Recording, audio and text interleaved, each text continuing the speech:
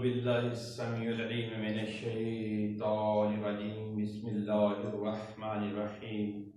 الحمد لله رب العالمين. الصلاة والسلام على أشرف الأنبياء والمرسلين وعلى بيته الطيبين الطاهرين المنتخبين المنتجبين المعصومين. أما بعد فقد قال تبارك وتعالى في قرآن الحكيم والفرقان الحميد وما أرسلناك إلا رحمة للعالمين وخاتم النبيين أبي القاسم محمد. رب اشرح لي صدري ويسر لي أمري واحلل عقدة من لساني يفقهوا قولي. بسم الله الرحمن الرحيم.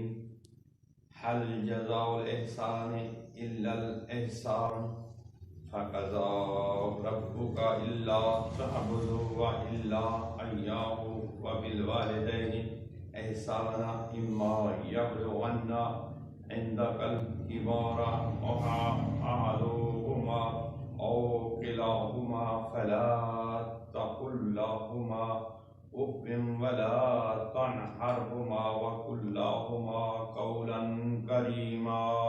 درود پڑھ لیجیے. اللہم صلی علی محمد وعلی محمد. ارباب دانش مومنین کرام، معزز سامعین قدر، آج کی میری اس نشست میں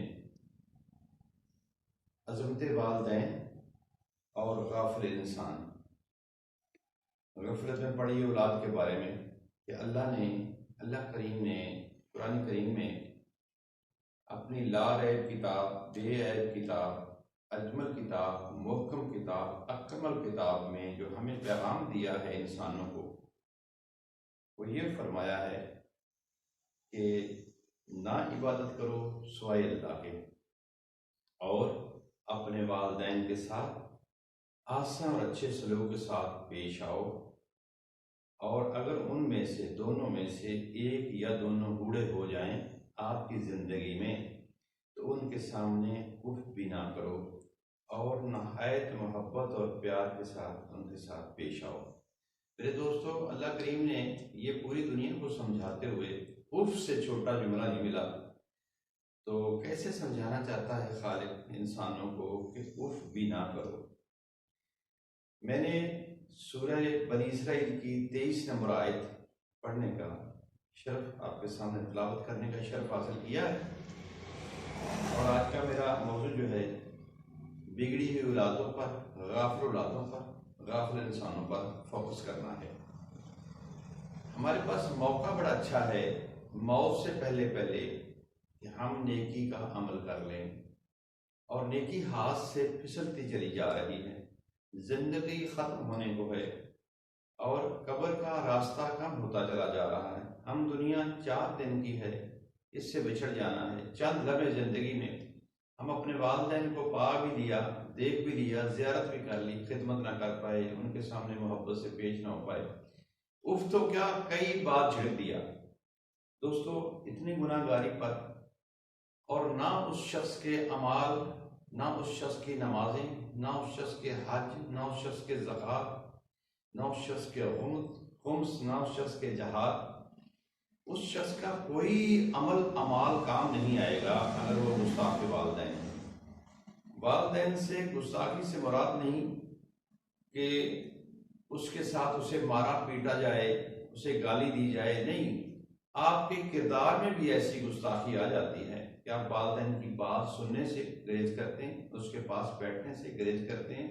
جب کوئی بات سختی سے کہہ دے ہمارے فائدے کے لیے کہ بیٹا یہ اچھا نہیں، یہ آپ کے لیے ٹھیک نہیں، یہ ٹھیک ہے، تو ہم اف کہہ دیتے ہیں کہ بابا تمہیں کیا پتا، آج دنیا بدل گئی ہے، میڈیا کا دور ہے، ہم پڑھے لکھے ہو گئے، تمہارا دور جاہل تھا، تمہیں کیا عقل ہے. یہ بھی بہت بڑی جہالت کی وجہ سے ہم گناہ گاری میں آ جاتے ہیں. اس میں اللہ فرماتا ہے ہمارے اعمال حبط کیے جائیں گے. تو دوستو، 100 سال زندگی ہو انسان کی، 100 سال حج کرے، 100 بار بکرا ذبح کرے، 100 بار صفا مربع دوڑے، 100 بار مینا کے میدان میں استغفر اللہ کی تسبیح پڑھے، اور کنکر مارے شیطان کو، اور طواف کعبہ کرے، حجر اسود کا 100 بار بوسہ لے، وہ جنت تو کیا، جنت کی خوشبو نہیں سونگھ سکتا جو گستاخ والدین ہوگا۔ اتنی بڑی اللہ نے اپنی بات کے ساتھ قرآن کریم میں نے 15 نمبر پارہ سے 23 نمبر آیت کو لیا ہے، سورہ اسراء، اسے سورہ بنی اسرائیل بھی کہتے ہیں۔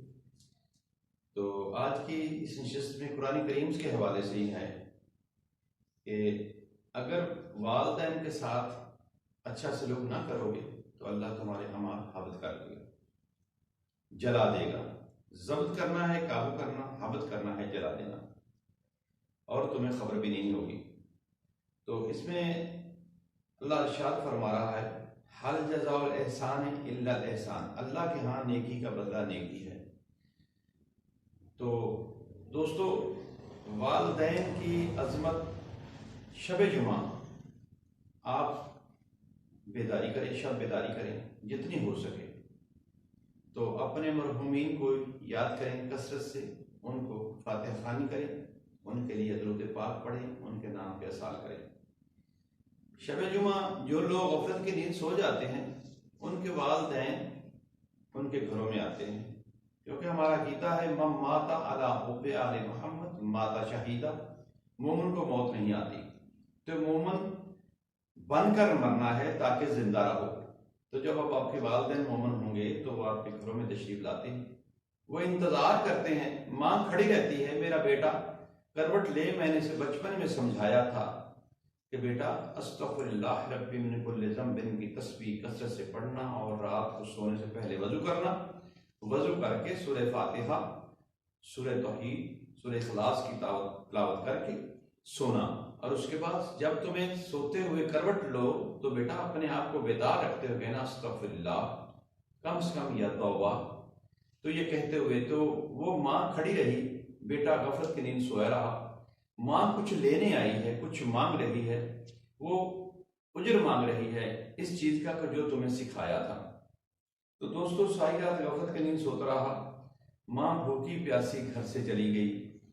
تو ماں اگر آتی ہے تو بیٹا اگر استغفر اللہ ربی من کل ذنب و اتوب الیہ کی تسبیح کر کے کروٹ لیتا ہے، یا وضو کر کے سویا ہوا ہے، تو یا رات کو سونے سے پہلے اللہ کی پاک کلام کی کوئی صورت پڑھ کے سویا ہے، تو ماں کتنی خوش ہوگی، ماں کا دامن بھر جائے گا۔ پھر ماں دنیا سے جانے کے بعد بھی تمہارے حق میں دعا کرے گی کہ میرے اللہ میری اس اولاد کو اولاد نرینہ عطا فرما، میری اولاد کا رزق میں اضافہ فرما، میری اولاد کے کاروبار میں ترقی عطا فرما، میری اولاد کو مصیبتوں سے بچا، اور اسے حق کی موت اور کفن کو نصیب فرما۔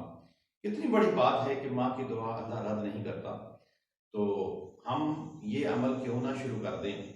تو دوستو، گھر میں اگر ایل سی ڈی لگی ہوئی ہے، ایل سی ڈی پہ کوئی گانا وغیرہ یا کوئی ڈرامہ چل رہا ہے، تو آپ دیکھتے دیکھتے بیڈ پہ پڑے ہوئے ہیں، سامنے ایل سی ڈی لگی ہوئی ہے، بیڈ پہ پڑے ہوئے سو جاتے ہیں، تو آپ کے دل دماغ میں وہ گانا، وہ ڈرامہ ہے، تو اللہ رب العزت نے اس چیز سے منع فرمایا ہے۔ اگر اس کی بجائے آپ تلاوت قرآن مجید لگا لیں، ساری فیملی بیٹھ کر تلاوت قرآن مجید کا ایک پارہ یا آدھا پارہ ترجمے کے ساتھ، شرط یہ ہے ترجمے کے ساتھ پتہ چلے اللہ کیا فرما رہا ہے، کیونکہ ہماری زبان عربی نہیں، اللہ نے عربی کو باتدریج پاک نبی کے سینے پہ نازل فرمایا، تو ہم تک لغنت کر کے پاک رسول خدا صلی اللہ علیہ وسلم کی زبانیں دہن چوس چوس کر ایک ایک آیت ہم تک پہنچی، اور ہم نے اس کو سمجھا اور علم حاصل کیا اور استفادہ حاصل کیا۔ قرآن کریم کے مطابق زندگی گزارنا ہمارا حق ہے۔ بہترین اللہ کی وہ کتاب ہے، وہ کلام ہے جس میں کوئی شک نہیں۔ میرا سب سے پہلا جو ٹاپک تھا وہ یہی تھا، الف لام میم ذالک الکتاب لا ریب فیہ ھدی للمتقین، یہ صرف ہدایت ہے متقیوں کے لیے۔ تو متقی بننے کے لیے ہمیں قرآن کریم کا ہر عمل، چلنا پھرنا بولنا کھانا، اس پہ اگر کریں گے تو ہمارا یہ فائدہ ہوگا۔ یعنی کہ دیکھیں، کھانا کھانا ہے اپنے لیے، پیٹ بھرنا اپنے لیے، آپ نے وضو کر کے یا کم سے کم ہاتھ دھو کر آپ دسترخوان پہ بیٹھے ہیں تو پہلا نوالا حاصل کرنے سے پہلے، توڑنے سے پہلے پڑھتے بسم اللہ الرحمن الرحیم۔ تو جب کہیں گے نظر اللہ نیاز حسین یا نبی، اور نبی کی آل پاک کا صدقہ کھاتے ہیں، اپنی والدہ کھانا شروع کر، اللہ اس کا حساب نہیں لے گا، کیونکہ اللہ بے نیاز ہے، نظر اللہ ہے، نظر اللہ نیاز حسین ہے۔ جب وہ بے نیاز کا حکم ہے کہ میں بے نیاز ہوں، تو نظر اللہ نیاز حسین کہہ کے کھانا، یعنی اس کا کوئی حساب نہیں ہوگا۔ تو ہم کیوں نہ اس کا صدقہ کھائیں جنہوں نے ہمارے دین کو بچایا، دین کو طاقت عطا فرمائی۔ تو آج کے اس میرے موضوع پہ آپ کو بات یاد رہے گی، خاص کر بچوں کے لیے۔ تو اگلی نشست پہ میں اس میں ایک واقعہ سنانا چاہتا ہوں، اور آپ کو پھر اس کی سمجھ بھی آنا شروع ہو جائے گی کہ دین حق میں ہم نے دین تعلیم کو لیتے ہوئے مومن کیسے بننا ہے، مومن کی نشانیاں کیا ہیں۔ مومن کی سب سے بہت بڑی نشانی یہ ہے اس کی ہاتھ اور اس کی زبان سے دوسرے کی مال جان عزت محفوظ رہے، اور کسی دوسرے بھائی کی دل آزاری نہ ہو، اسے مومن کہتے ہیں۔ بہت بڑا عمل ہے۔ ہم دن میں صبح سے لے کے شام تک آفس جاتے ہیں، اسکول جاتے ہیں، کالج جاتے ہیں، گھر میں جاتے ہیں، سفر میں جاتے ہیں، کئی بار لوگوں کو راستے میں جھڑک دیتے ہیں، کئی بار لوگوں سے غصہ کرتے ہیں، اپنے آپ کو بہت بڑا آدمی سمجھ کر دنیا میں زندگی گزارتے ہیں۔ نہیں، اپنے آپ کو چھوٹا حقیر جان کر رہنا ہے، دوسرے کو بڑا سمجھنا ہے، یہ مومن کی نشانی ہے۔ تو دوستو، وآخر دعوانا الحمدللہ